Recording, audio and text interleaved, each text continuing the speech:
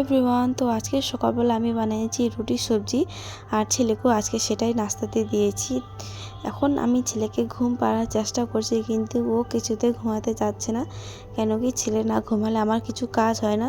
তো তাই গাইস অনেক মুশকিলে ছেলেকে ঘুম পাড়ালাম। এখন করব ঘরে কাজ করার পর ঢুকে যাব রান্নাঘরে। কেন কি, রান্নাবাড়ি ঠিক সময়তে না হলে একটু রাগারাগি হয় বাড়ির মানুষের, তার জন্য রান্নাটা একটু তাড়াতাড়ি করে করার চেষ্টা করি। তাই আজকে মা গ্যান্টুর থেকে একটা ডাল এনে দিয়েছে, সেই ডালটা রান্না করছি। আর মাছের কারি করব, সেগুলো আপনাদের সঙ্গে শেয়ার করব। সাথে একটা ছোট্ট মিডিয়াম সাইজের একটা আলু রয়েছে, আমার বর নিয়ে আসে, সেই আলুটা রান্না করব। তো এদিকে আমার রান্নাবাড়ি শেষ করতে না করতে ছেলে ঘুম থেকে উঠে যায়।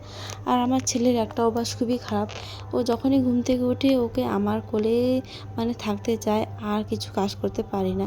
তাই গ্যাসের ফ্লেমটা কম করে আগে ছেলেকে একটু শান্ত করে তারপরে এদিকে আবার রান্নাবাড়িতে চলে আসবো। এদিকে আমার ভাতের মার ছেঁকা হয়নি, কিন্তু কিন্তু ওরকম করে রেখে দিয়েছি। কেন কি, ছেলে রয়েছে, তার জন্য না সব কাজ আমার ডিলে হয়, সব কাজ। কিন্তু এটা কি সবাই বুঝবে? যার ছোট বাচ্চা তারাই বুঝবে, আর বাকি লোক তো বুঝতে চায় না। সেটা ভাবে আমি নাকি এমনি থাকি। কিন্তু যে একটা বউ যে একটা বাচ্চাকে মানুষ করে তুলছে, সে একমাত্র জানবে যে সংসারের কাজ সাথে একটা বাচ্চা মানুষ করা সহজ না। কিন্তু অন্য লোকের কাছে এটা কিছু না, কিছু মাইনে না। এটা তো ওদেরকে করতেই হবে, এটা তো ওদেরই কাজ, এরকম মেন্টালিটি মানুষের।